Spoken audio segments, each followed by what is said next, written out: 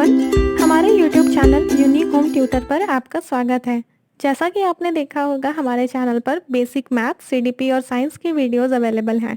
तो आज मैं आपके लिए जीके और करंट अफेयर्स पर बेस्ड क्वेश्चंस का सेट लेकर आई हूँ, जो कि ज़्यादातर एग्जाम्स में पूछे जाने की काफ़ी पॉसिबिलिटी है। आप इस वीडियो से रिलेटेड अपने व्यूज़ और फीडबैक्स हमसे शेयर करिए। We will be really glad to hear from you all. तो चलिए स्टार्ट करते हैं अपना video from the very question one, which is who has been declared as the most famous teenager of the decade by UN. United Nations यानी कि UN के द्वारा किसको दशक की सबसे प्रसिद्ध किशोरी के रूप में घोषित किया गया है? ऑप्शंस जो हैं, Kylie Jenner, Greta Thunberg, Malala Yousafzai और प्रियंका चोपड़ा। इसमें से जो सही जवाब है वो है मलाला यूसुफजई। जैसा कि आप दाहिनी तरफ के पिक्चर में भी देख रहे होंगे, ये मलाला यूसुफजई की फ़ोटो है। मलाला यूसुफजई एक पाकिस्तानी नागरिक है जो कि महिला शिक्षा और अधिकारों को लेकर अपने कामों की वजह से मात्र 14 वर्ष की उम्र में उन पर हुए तालिबानी हमले में बाल बाल बची। इस घटना ने अंतर्राष्ट्रीय स्तर पर काफ़ी हंगामा खड़ा किया और मलाला को इतनी कम उम्र में ही कई सम्मान और पुरस्कार मिले, जिसमें से एक नोबेल प्राइज़ भी है। और ये अब तक की सबसे कम उम्र की नोबेल शांति पुरस्कार विजेता हैं। जो बाकी ऑप्शन है, जैसे कि काइली जेनर अमेरिका के मीडिया जगत का जाना माना नाम है। काफ़ी कम उम्र में ही काइली ने फैशन इंडस्ट्री और मीडिया में काफ़ी नाम और पैसा कमाया। टाइम मैगजीन ने काइली जेनर का नाम सबसे प्रभावशाली किशोरों में शामिल किया था और फोर्ब्स मैगजीन के अनुसार काइली दुनिया की सबसे कम उम्र की बिलियनियर हैं। सेकेंड ऑप्शन जो है ग्रेटा थनबर्ग। ग्रेटा थनबर्ग के बारे में मैं आपको बता दूं कि वो 17 साल की स्वीडिश ओरिजिन की एक पर्यावरण कार्यकर्ता हैं। यूनाइटेड नेशंस में ग्रेटा ने एक बहुत ही भावपूर्ण स्पीच दी थी, जिसमें मानवता को जलवायु परिवर्तन के चलते किस तरह से अपने अस्तित्व को लेकर खतरे का सामना करना पड़ रहा है। इससे रिलेटेड उनकी जो स्पीच थी, जिसके लिए उन्हें अंतर्राष्ट्रीय पहचान मिली। प्रियंका चोपड़ा भारतीय अभिनेत्री हैं और साथ ही वो यूनिसेफ की ब्रांड एम्बेसडर भी हैं। यूनिसेफ यूनाइटेड नेशंस का ही एक संगठन है जो कि विश्व भर में बच्चों के लिए मानवता और उनके विकास के लिए सहायता प्रदान करता है, उनके अधिकार, मानवीय अधिकारों के लिए। तो चलिए बढ़ते हैं अपने अगले क्वेश्चन की तरफ। Question two, who became the new sultan of Oman. Oman का नया शासक कौन बना है? तो इसका जो सही जवाब है वो है हारिदम बिन तारिक। बाकी के जो ऑप्शंस हैं यहाँ पे हसन रूहानी, अली खमेनी, बरहम साली और हारिदम बिन तारिक, जिसमें से ओमान का जो नया शासक है वो है हारिदम बिन तारिक। हारिदम बिन तारिक सईद डायनेस्टी के नए रूलर हैं। सईद डायनेस्टी का ओमान में 18वीं शताब्दी से ही शासन चल रहा है। बाकी के जो ऑप्शंस हैं, जैसे कि अली खमेनी सुप्रीम लीडर है ईरान के, और हसन रूहानी ए ऑप्शन वो प्रेसिडेंट हैं ईरान के, जबकि बरहम साले वो इराक के प्रेसिडेंट हैं। तो इस क्वेश्चन का मेंशन यहाँ पर इसलिए भी ज़रूरी है क्योंकि अभी हाल ही में ईरान और इराक में काफ़ी हलचल चल रही है अंतर्राष्ट्रीय स्तर पर, जिसकी वजह से इन क्वेश्चंस के बनने के काफ़ी स्कोप हैं। तो एक बार फिर से मैं आपको रिवाइज़ करा दूँ कि हारिदम बिन तारिक ओमान के नए शासक हैं, सईद डायनेस्टी से हैं ये, जबकि अली खमेनी ईरान के सुप्रीम लीडर हैं, हसन रूहानी ईरान के प्रेसिडेंट हैं और बरहम सालिह इराकी प्रेसिडेंट हैं। Okay, so next question, question number 3, which city in India has set up the first e waste clinic. किस शहर ने भारत का पहला ई वेस्ट क्लिनिक स्थापित किया है? ऑप्शंस हैं आपके चेन्नई, इंदौर, जयपुर, भोपाल, जिसमें से सही जवाब है भोपाल। तो भोपाल ने हमारे देश में पहला ई वेस्ट क्लिनिक स्थापित किया है। ई वेस्ट यानी कि इलेक्ट्रॉनिक वेस्ट। इसका मतलब है फ़ोन्स, गैजेट्स और ऐसे ही जितने भी इलेक्ट्रॉनिक उपकरण होते हैं, इनसे निकलने वाला जो कचरा या फिर इनसे जो इनके जो ख़त्म होने के बाद इलेक्ट्रॉनिक वेस्ट की का ये मतलब होता है कि जो भी ये गैजेट्स होते हैं, इलेक्ट्रॉनिक उपकरण होते हैं, जैसे कि फ़ोन्स हुए, फ्रिज हुए, ये सब इनकी एक स्पेसिफिक लाइफ होती है, जिसके बाद कि इनका फंक्शन ख़त्म हो जाता है और ये सीधी तरह से कचरा समझे जाते हैं।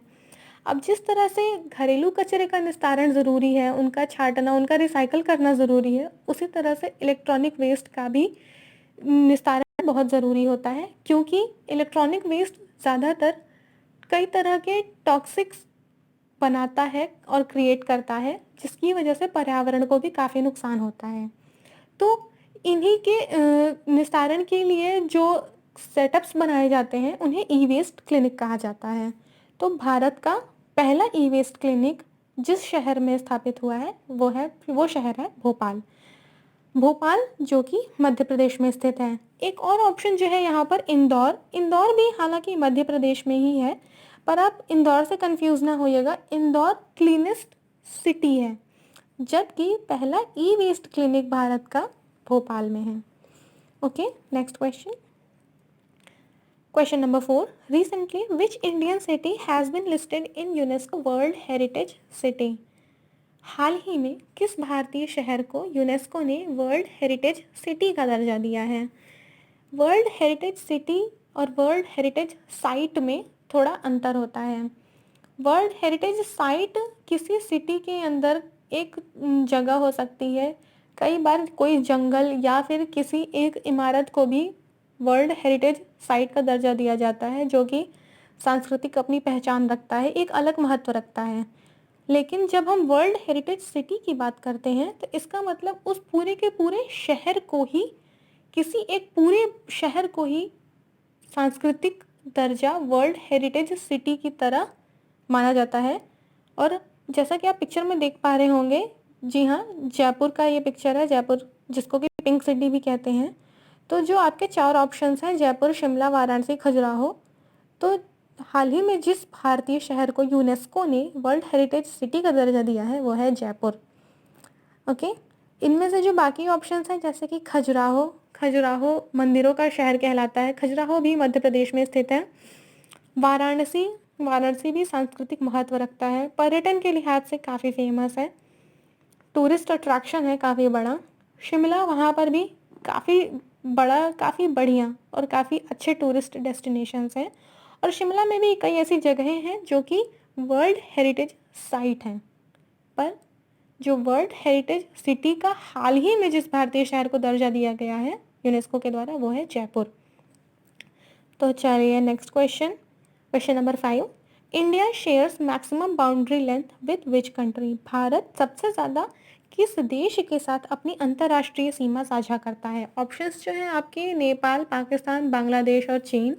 तो इसमें से जो सही जवाब है वो है बांग्लादेश, यानी कि भारत की अंतर्राष्ट्रीय सीमा सबसे ज़्यादा जिस देश के साथ में लगती है वो है बांग्लादेश। एक और यहाँ पर नॉलेज फैक्ट है वो ये कि भारत जिस देश के साथ में सबसे कम अंतर्राष्ट्रीय सीमा साझा करता है वो है अफ़गानिस्तान। यानी कि भारत के जितने भी पड़ोसी देश हैं जिनकी सीमाएं भारत से लगती हैं, उनमें से जो सबसे ज़्यादा है जिनकी सीमाएं भारत से लगती हैं वो है बांग्लादेश। बांग्लादेश की ज़्यादातर सीमा भारत के साथ लगती है। और जो देश जिसकी सीमा सबसे कम लगती है भारत के साथ वो है अफ़गानिस्तान। तो चलिए अगला question, question number 6, which organ of our body produces bile juice. हमारे शरीर का कौन सा अंग पित्त रस बनाता है।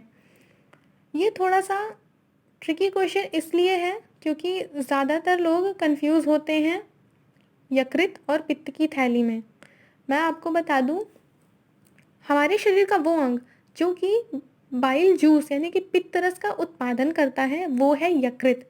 इस सवाल का सही जवाब यकृत है। अगर आप पित्त की थैली में थोड़ा कंफ्यूज होते हैं तो इसके लिए मैं आपको बता दूं, उत्पादन तो यकृत करता है, पर वो जो भी यकृत जितना भी पित्त रस का उत्पादन करता है वो सारा आकर के पित्त की थैली में संग्रहित होता है। और जब भी आप खाना खाते हैं तो खाने में जो भी वसा होता है उस वसा के पाचन के लिए यानी कि फैट के डाइजेशन के लिए बाइल जूस इम्पॉर्टेंट होता है। बाइल जूस काफ़ी इम्पॉर्टेंट रोल प्ले करता है फैट के डाइजेशन में। तो उस बाइल जूस को लिवर फॉर्म करता है और गॉल ब्लैडर स्टोर करता है, यानी कि पित्त रस को यकृत बनाता है और पित्त की थैली उसे संग्रहित करती हैं। यकृत निर्माण करता है, पित्त की थैली संग्रह करती हैं।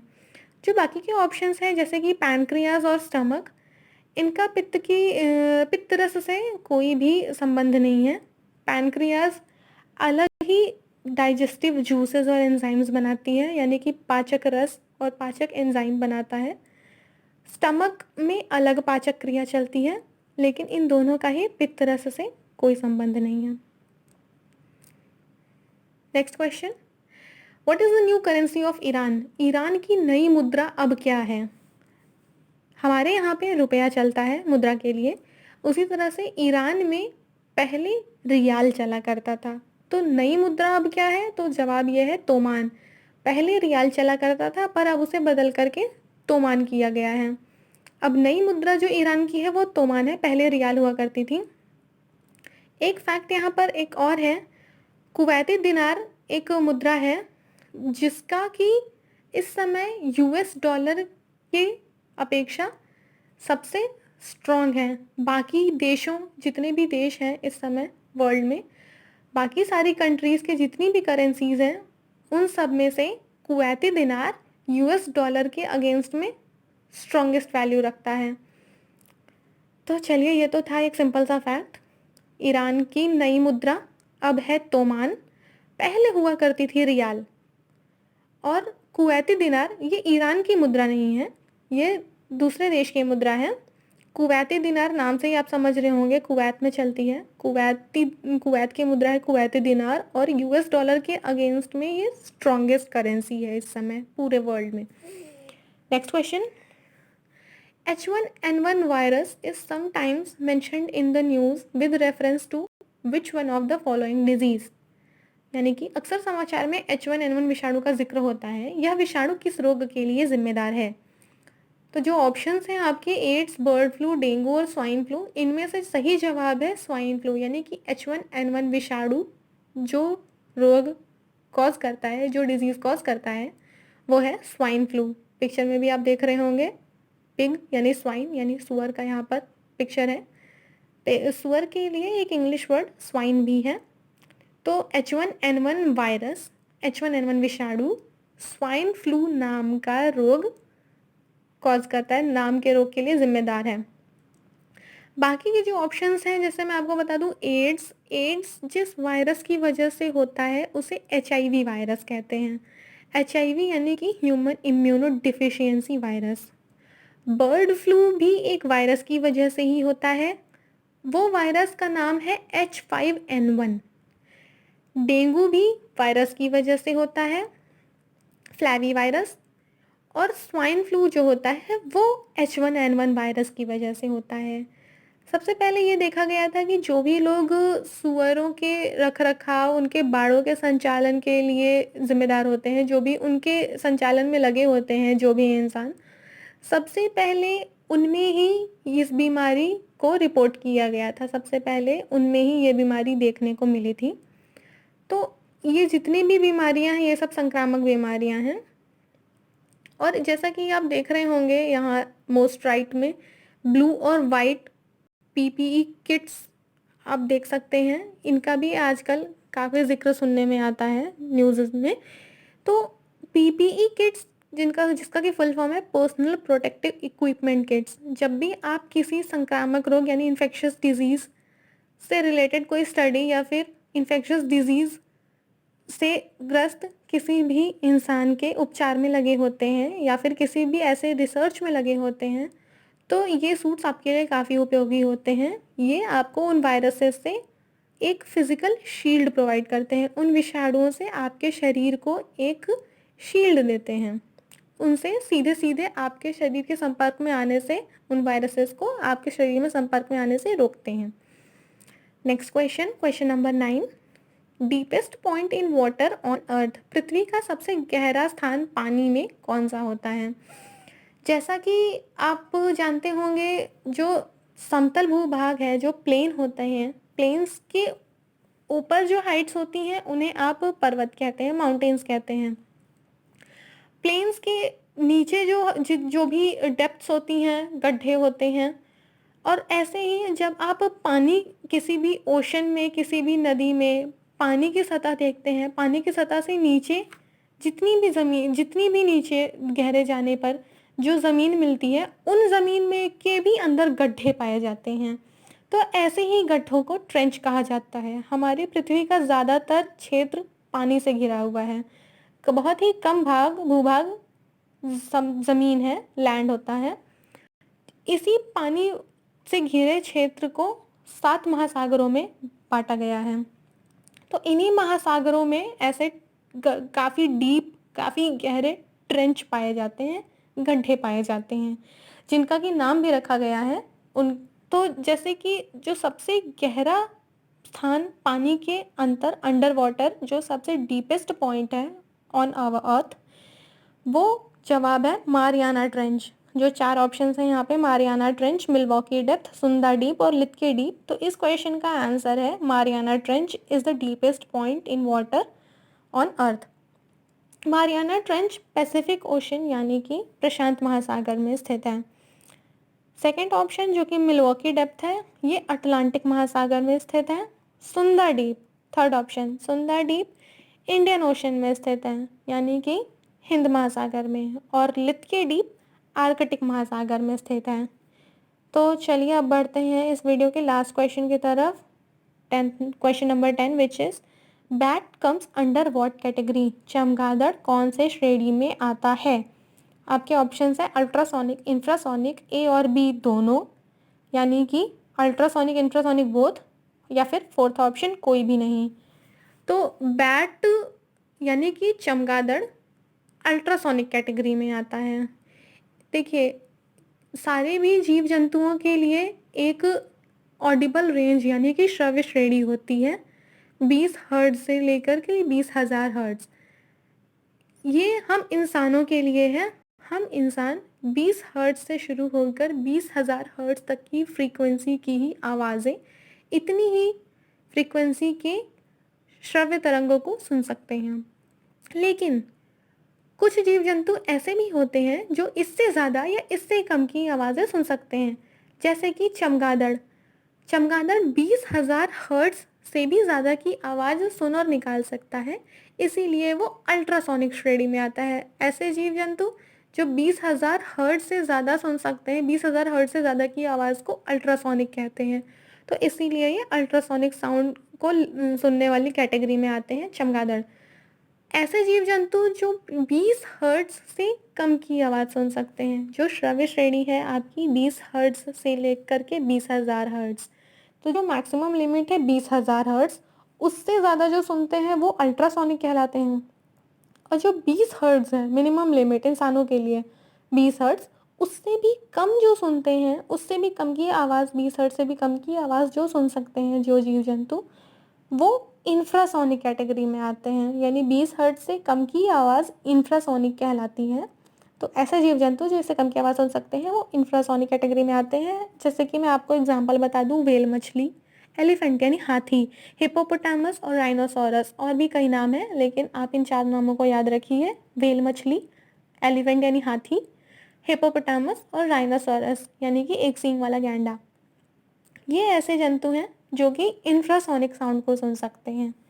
और चमगादड़ अकेला ऐसा है जो कि अल्ट्रासोनिक साउंड को सुन सकता है। तो आज के लिए बस इतना ही। Thank you.